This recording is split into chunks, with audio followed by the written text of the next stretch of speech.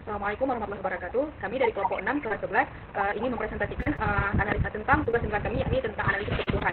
Baik, di sini saya sebagai pembuka pada kesempatan ini kami akan memaparkan tentang dasar analisis kebutuhan yang dibutuhkan dalam perencanaan proyek kami. Next. Baik, di sini pada kelompok saya beranggotakan yang pertama ada Putri Azhara, Aswal Junanda, Rasan Azhari Damani, Syaharani Najwaludin, dan saya sendiri. Next.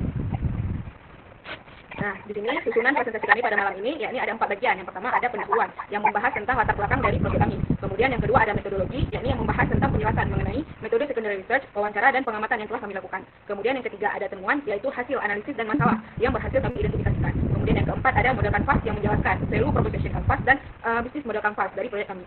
Next. Nah, di sini latar belakang. Latar belakang di sini yaitu tentang di era digital saat ini, yang mana generasi muda semakin tenggelam dalam dunia teknologi dan hiburan modern seperti media sosial, game online, serta platform virtual. Akibatnya, minat terhadap budaya lokal Indonesia mulai menurun karena dianggap tidak relevan dengan kehidupan digitalnya mereka. Sehingga untuk menjawab tantangan tersebut, kami mengembangkan ide proyek yang bernamakan Nusaverse, yaitu sebuah aplikasi virtual yang interaktif yang bertemakan budaya Indonesia. Melalui Nusaverse ini, kami mengharapkan pengguna dapat menjelajahi budaya Indonesia secara digital dengan cara yang menyenangkan, edukatif, dan interaktif. Sehingga dengan adanya aplikasi ini, pelestarian budaya lokal dapat dilakukan dengan pendekatan yang modern dan sesuai dengan gaya hidup generasi muda. Baik, selanjutnya akan dilanjutkan oleh teman saya. Terima kasih. Selanjutnya ada metodologi. Dalam penelitian ini kami menggunakan 3 metode utama, yaitu secondary research, wawancara, dan pengamatan. Pertama ada secondary research. Pada tahap ini kami menelusuri beberapa aplikasi sejenis yang mempunyai konsep yang mirip, yaitu seperti Indonesia Virtual Tour, Culture of Indonesia, dan Indocraft bahasa Indonesia. Penelusuran ini dilakukan lewat browsing internet dan sumber terpercaya. Lalu kami diskusikan bersama untuk mengetahui kelebihan, kekurangan, serta peluang pengembangan yang bisa diterapkan pada proyek kami, yaitu Nusaverse. Metode yang kedua yaitu ada wawancara. Di sini kami mewawancarai 3 kelompok pengguna, yaitu ada pelajar, streamer, dan YouTuber. Tujuannya adalah untuk mengetahui pandangan mereka tentang budaya Indonesia, seberapa besar minat mereka untuk mengenal dan melestarikannya, serta bagaimana pendapat mereka mengenai bentuk platform digital yang menarik untuk memperkenalkan budaya lokal.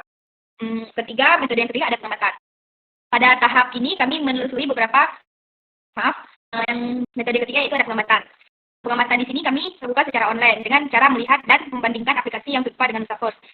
Dengan melalui cara ini kami bisa mengetahui bagaimana aplikasi lain menampilkan unsur budaya di platform digital mereka. Next. Nah, di sini ada temuan-temuan yaitu secondary research dari aplikasi-aplikasi yang kami ambil tadi. Yang pertama ada Indonesia Virtual Tour. Jadi di aplikasi pertama ini kami meneliti Indonesia Virtual Tour, yaitu platform ini merupakan tur virtual yang berbasis web yang memungkinkan pengguna menjelajahi berbagai tempat wisata di Indonesia secara online. Dari hasil penelitian kami ini, platform ini mempunyai kelebihan yaitu memberi pengalaman interaktif untuk melihat keindahan Indonesia tanpa harus datang ke tempatnya langsung. Tetapi di platform ini kekurangannya yaitu terlalu fokus sebatas wisata, belum menampilkan banyak budaya seperti tradisi, seni, dan adat istiadat. Next. Selanjutnya ada Culture of Indonesia. Platform ini merupakan kumpulan artikel budaya yang membahas berbagai topik seperti asal-usul budaya, pengaruh asing, tradisi, seni, dan bahasa Indonesia. Keunggulannya, informasi yang diberikan sangat edukatif dan lengkap. Namun karena bentuknya hanya berupa teks, tampilannya terasa kurang interaktif dan mungkin tidak terlalu menarik bagi generasi muda yang lebih suka hal visual atau interaktif. Temuan yang ketiga yaitu kami meneliti pada aplikasi Indocraft, nuansa Indonesia. Aplikasi ini adalah game sandbox gaya Minecraft yang bertemakan budaya Indonesia. Di dalam game ini, pengguna bisa menjelajahi dunia virtual dengan nuansa khas Indonesia, seperti bangunan tradisional, pakaian adat, serta lingkungan yang mencerminkan budaya lokal. Menurut kami, di game Indocraft ini memiliki banyak keunggulan, yaitu seperti caranya yang unik dengan menggabungkan hiburan dan edukasi, sehingga pengguna bisa bermain sambil mengenal budaya Indonesia. Selanjutnya akan dijelaskan oleh teman saya. Baik, lanjut ada temuan masalah yang diidentifikasi. Yang pertama ada Ahmad dengan user pelajar, kelompok user pelajar. Nah, Ahmad ini kurang termotivasi belajar karena pembelajaran budaya di sekolah dia sangat membosankan dan kurang edukatif. Nah, dan game edukatif yang seringkali tidak menarik. Jadi menurut si Ahmad ini belajar budaya di sekolah itu sangat bosan dan banyak game-game edukatif itu terlalu flat atau datar dan tidak menarik bagi para pelajar. Nah, yang kedua ada Nadia sebagai kelompok user pelajar. Nah, Nadia ingin mengenal budaya Indonesia tanpa bosan, tetapi media interaktif masih sedikit dan waktu bermain berkurang karena padatnya kegiatan sekolah. Nah, untuk masalah si Nadia yaitu adalah beberapa media interaktif di budaya di Indonesia itu masih sangat membosankan. Oleh karena itu Nadia jadi sedikit membenci pelajaran budaya. Next. Nah, baru yang kedua. Nah, baru yang ketiga ada Khalil dengan kelompok user mahasiswa ITS.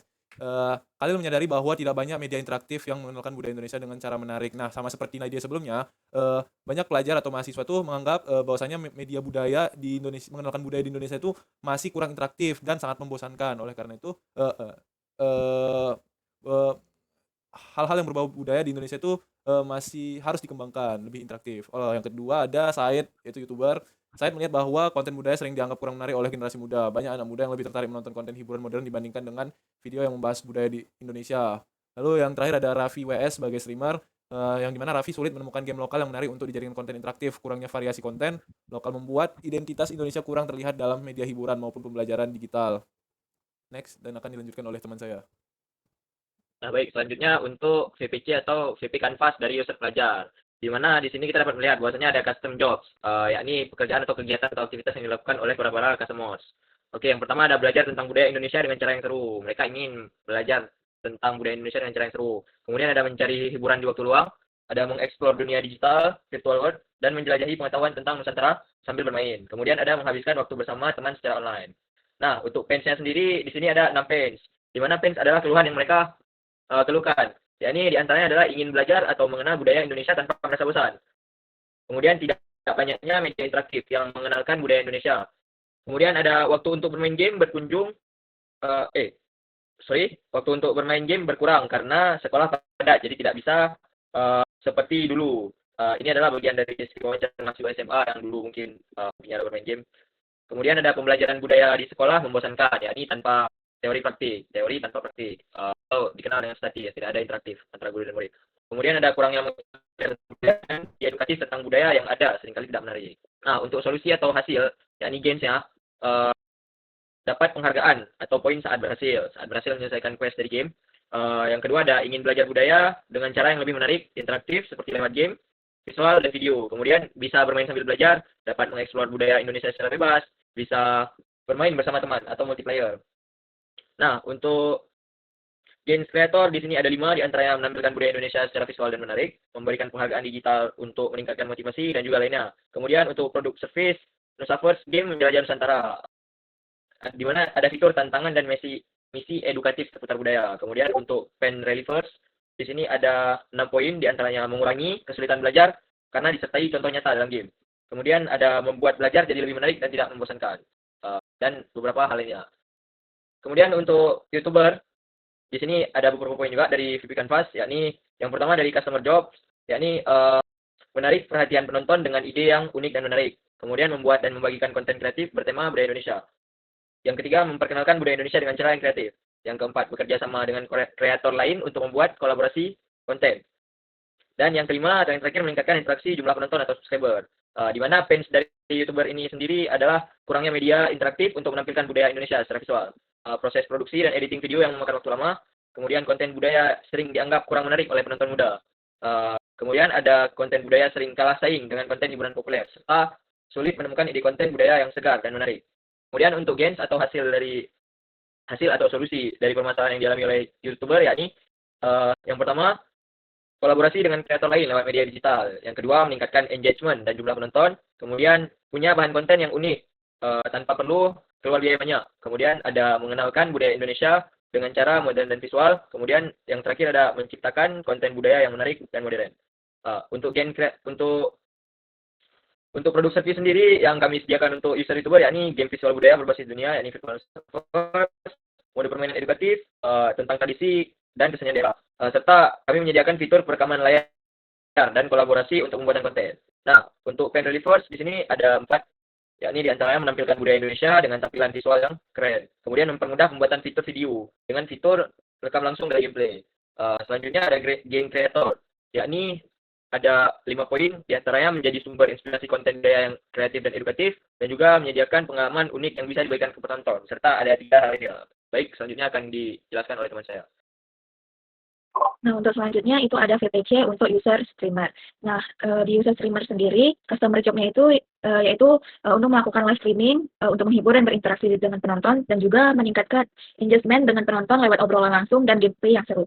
Nah, untuk pains-nya itu ada beberapa, yaitu yang pertama konten yang dimainkan sering monoton dan kurang edukatif, kemudian sulit menemukan game lokal yang menarik untuk dijadikan konten live, kurang variasi konten lokal yang bisa memperlihatkan identitas Indonesia, kemudian tidak banyak game yang mendorong interaksi sosial positif antara streamer dan viewer, kemudian mood dan kondisi pribadi juga mempengaruhi konsistensi streaming, dan terakhir itu ada mood dan kondisi pribadi mempengaruhi konsistensi streamingnya.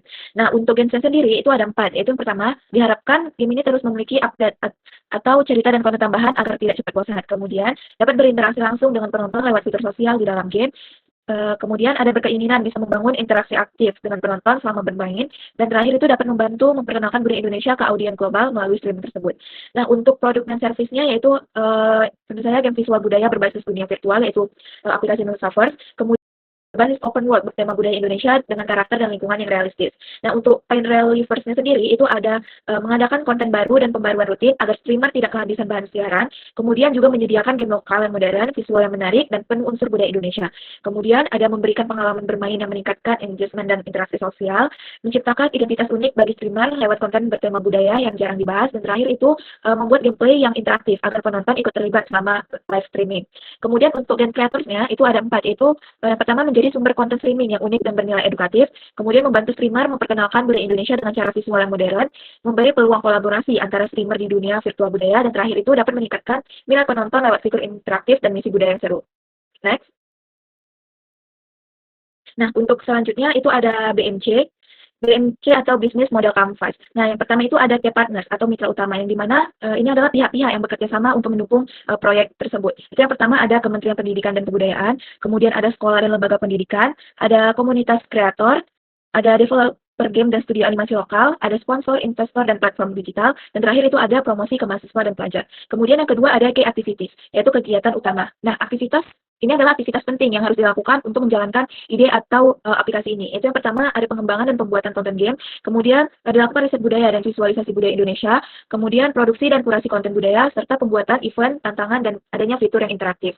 Yang ketiga ada key research atau sumber daya utama. Nah, ini adalah segala sumber daya yang diperlukan agar aplikasi ini bisa berjalan. Yaitu yang pertama diperlukannya sumber daya manusia atau SDM, juga diperlukan sumber daya digital dan teknologi. Kemudian ada data dan referensi budaya Indonesia, dan terakhir itu ada visual artist atau asset designer. Dan yang keempat itu ada value proposition, yaitu nilai yang diberikan, yang dimana ini adalah nilai atau manfaat utama yang diberikan produk kepada pengguna. Yaitu yang pertama menyediakan game visual budaya yang edukatif dan juga seru, kemudian dia menampilkan budaya Indonesia dalam bentuk 3D interaktif dan juga modern, meningkatkan rasa bangga terhadap budaya Indonesia, kemudian membantu belajar dan mengenal budaya lewat cara yang menyenangkan, dan terakhir itu menyajikan pengalaman virtual yang menarik dan juga edukatif. Kemudian untuk BMC selanjutnya ada customer relationship, yaitu hubungan dengan pelanggan. Itu bagaimana cara menjaga hubungan baik dengan pengguna, yaitu yang pertama dilakukan survei pengguna, feedback kepada pengguna, terus juga ada layanan 24 jam, dan juga adanya respon cepat. Kemudian ada channel atau saluran, yang dimana ini adalah tempat atau cara menyampaikan produk atau aplikasi ke pengguna. Itu yang pertama lewat platform digital, kemudian media sosial, juga bisa dilakukan dengan aplikasi mobile, dan juga promosi melalui influencer, YouTuber, dan juga streamer lokal. Kemudian terakhir itu ada customer segment-nya itu atau segmen pelanggan, yang dimana siapa saja target pengguna aplikasi ini. Itu yang pertama ada pelajar, kemudian YouTuber, streamer, dan juga yang terakhir pengguna umum. Nah, selanjutnya saya akan kembalikan kepada moderator. Baik, setelah semua pemaparan kami pada malam ini dapat disimpulkan bahwasanya kami menghadirkan proyek Metaverse ini sebagai bentuk inovasi dalam pelestarian budaya lokal Indonesia di era digital saat ini. Kami menggunakan pendekatan yang interaktif dan edukatif berbasis teknologi virtual, yang mana ke depannya diharapkan mampu menarik minat para generasi muda untuk lebih mengenal dan mencintai budaya bangsanya sendiri. Mungkin itu saja dari kami. Assalamualaikum warahmatullahi wabarakatuh.